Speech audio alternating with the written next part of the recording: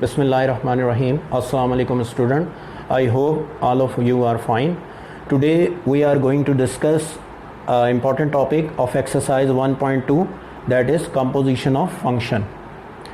Composition function को समझने के लिए सबसे पहले डेली लाइफ से मैं आपको एक दो एग्जांपल दूंगा ताकि हम इस कॉन्सेप्ट को अच्छे तरीके से अंडरस्टैंड कर सकें। उसके लिए हमारे पास तीन सेट हैं, स्टूडेंट, सेट बी बोर्ड और सेट सी हमारे पास टीचर। स्टूडेंट और बोर्ड उसके दरमियान जो फंक्शन है उसको हम रिप्रेजेंट कर रहे हैं एफ़ से, फंक्शन एफ़, और बोर्ड से टीचर के दरमियान जो फंक्शन है उसको हम रिप्रेजेंट कर रहे हैं जी से। अब होता क्या है कि स्टूडेंट्स जो हैं वो एग्ज़ाम्स में, पेपर्स में, एग्ज़ाम में अपीयर होते हैं, उनके स्क्रिप्ट्स वो राइट करते हैं और वो स्क्रिप्ट बोर्ड को सेंड की जाती हैं और बोर्ड उन स्क्रिप्ट के ऊपर कोडिंग करता है, फिक्टिशियस नंबर लगाता है और बाद में वही स्क्रिप्ट्स जो हैं वो टीचर्स को ट्रांसफ़र कर दी जाती हैं फॉर चेकिंग।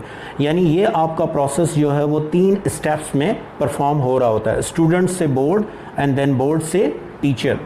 तो यहाँ पर बेसिकली क्या होता है कि स्टूडेंट का कंसर्न जो है वो बोर्ड के साथ नहीं होता, स्टूडेंट का कंसर्न बेसिकली किसके साथ होता है, अपने रिजल्ट्स के साथ। होता ये है कि इस प्रोसेस के बाद टीचर स्क्रिप्ट को चेक करता है, चेक करने के बाद वो बोर्ड को वापस भेजता है, बोर्ड उस स्क्रिप्ट को दोबारा से कन्वर्ट करता है, उनको उनके जो फिक्टिशियस नंबर हैं उनको उनके अकॉर्डिंगली वो रोल नंबर के अगेंस्ट नंबर फिल करता है और वो बाद में स्टूडेंट को रिज़ल्ट की फॉर्म में मिल जाते हैं।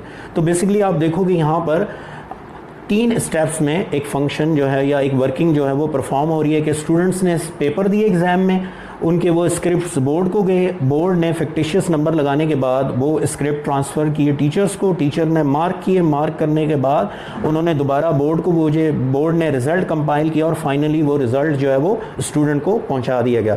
लेकिन अगर एक्चुअली हम देखें तो इसमें स्टूडेंट का कंसर्न बोर्ड के साथ नहीं है, स्टूडेंट का कंसर्न किसके साथ है, अपने रिज़ल्ट के साथ, जो उनको कहाँ से मिलता है, टीचर से मिलता है। स्टूडेंट का कंसर्न इसके साथ है कि रिज़ल्ट उनका कहाँ से मिल रहा है, उनको उनके टीचर से मिल रहा है। तो बेसिकली हमारा कंसर्न कंपोजिशन ऑफ फंक्शन में ये जो मिडिल स्टेप है इसके साथ नहीं होता। इसका मतलब ये नहीं है कि ये स्टेप इंपॉर्टेंट नहीं है, बट हमारा कंसर्न ज़्यादा किसके साथ है, स्टूडेंट और उनके रिज़ल्ट्स के साथ। तो बीच में ये जो बोर्ड का फिनोमेना है इसको अगर हम ओवरलुक कर दें तो रिज़ल्ट के तौर पर हमारे पास 2 फंक्शन एफ़ और जी कंबाइन होके एक नया फंक्शन बनता है जिसको हम रिप्रेजेंट करते हैं एफ़ ऑफ जी से, इसको हम रिप्रेजेंट करते हैं एफ़ ऑफ जी से।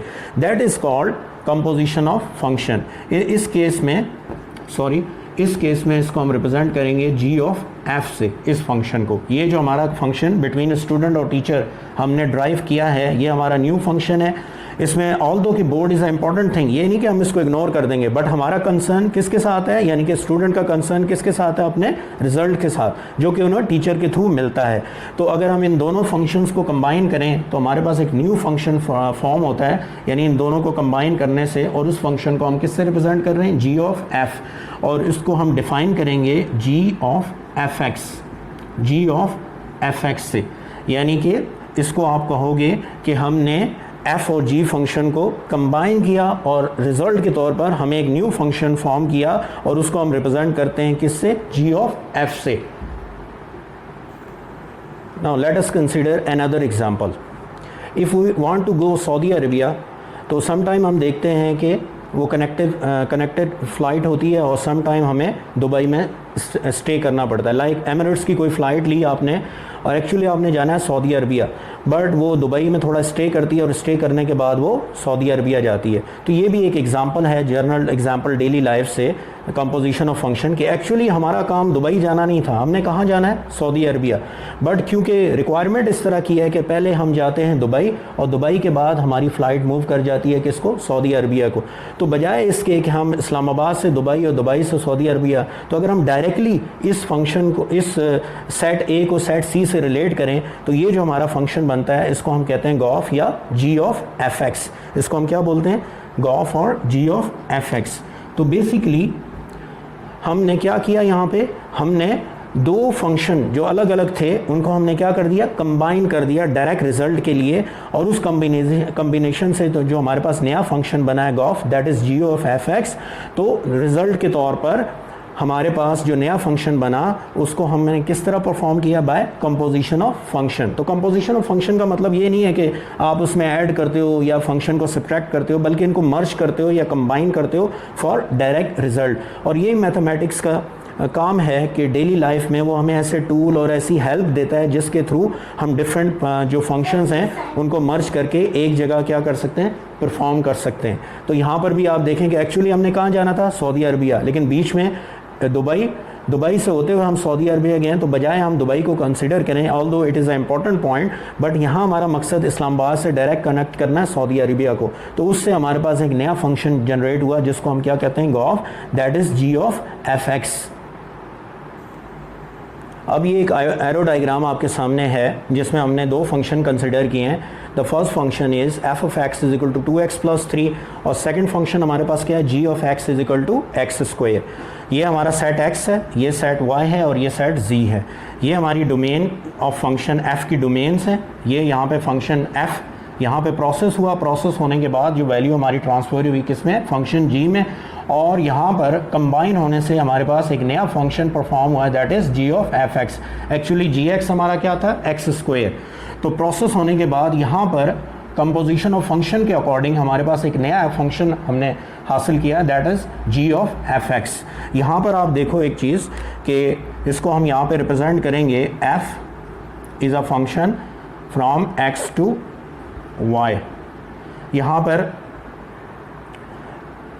f का जो डोमेन है वो x है और जो उसका को डोमेन या रेंज है वो y है। सिमिलरली जो g है वो बेटा आपका होगा y function, g is a function from y to z, और जो g ऑफ f होगा उसको हम रिप्रेजेंट करेंगे, g ऑफ f जो है वो बेसिकली गॉफ हमारा फंक्शन आया है और वो कुछ इस तरह से हम उसको लिखेंगे g ऑफ f। तो उसको हम रिप्रेजेंट करेंगे जी ऑफ एफ। इसका डोमेन जो होगा बेटा वो होगा x from x to z। x जो है इसका डोमेन है और z इसका जो है वो रेंज है। तो ये कंपोजिशन ऑफ फंक्शन के थ्रू हमने दो फंक्शंस को मर्ज किया और एज ए रिजल्ट हमें एक नया फंक्शन मिल गया। तो बेसिकली कंपोजिशन ऑफ फंक्शन क्या है, merging of two function and get a new function. उसमें हम गॉफ भी फाइंड करते हैं, उसमें हम फॉग यानी एफ ऑफ जी भी निकाल सकते हैं, इसमें हम एफ ऑफ एफ भी फाइंड आउट कर सकते हैं, और इसमें हम जी ऑफ जी भी फाइंड कर सकते हैं, जो हम आगे एक्सरसाइज में डिस्कस करेंगे। तो यहाँ पर बेटा आपको दो बेसिक चीज़ें आपने याद रखनी हैं कि जनरली फॉग यानी F of G x is not equal to G of F X. ये कैलकुलेशन के थ्रू भी आप वेरीफाई कर सकते हैं। बिल्कुल इसी तरह कहीं पे अगर f2 है तो it does not mean f²। इसका मतलब है कि आप क्या फाइंड कर रहे हो, f ऑफ f, यानी f का कंपोजिशन f के साथ। सिमिलरली कहीं पे f³ है तो इसका मतलब है कि आप इसको 3 टाइम इस तरह से लिख सकते हो। 3 टाइम आपने f को f के साथ ही कंपोज करके नया फंक्शन बनाना है। इसी तरह आप g ऑफ g भी फाइंड आउट कर सकते हो, जिसको आप सिंपल g ऑफ 2 भी लिख सकते हो। तो it does not mean square, जहाँ कहीं आप ये लिखा देखें इट मीन्स कि f को f के अंदर पुट करके नया फंक्शन कंपोज करना है, और जहाँ g ऑफ g देखें तो इट मीन्स g को आपने g के अंदर पुट करके नया फंक्शन जो है वो परफॉर्म करना है। Let us discuss few question from exercise 1.2 and question number 1। तो उससे आपको कॉन्सेप्ट जो है मज़ीद क्लियर हो जाएगा।